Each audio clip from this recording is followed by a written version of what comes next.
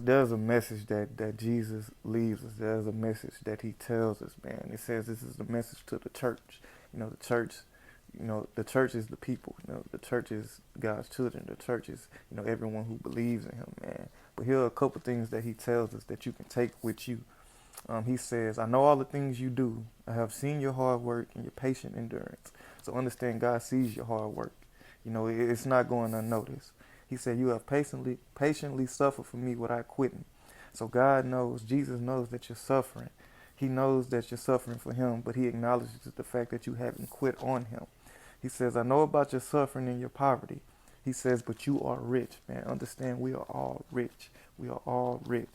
He says, don't be afraid of what you're about to suffer. So no suffering is coming. He says the devil will throw some of you into prison to test you. So know you will be tested. He says you will suffer for 10 days. So there's a time frame with the suffering. But if you remain faithful, even when facing death, so even when your life is on the edge of the cliff, he says, I will give you the crown of life. He says, I know all the things you do, and I have opened the door for you that no one can close, man. Then lastly, he says, anyone with ears to hear must listen to the Spirit. So listen to the Spirit, hear the Spirit.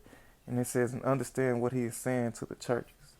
The churches is the people, man. That is us, children of God, man. Bless all y'all.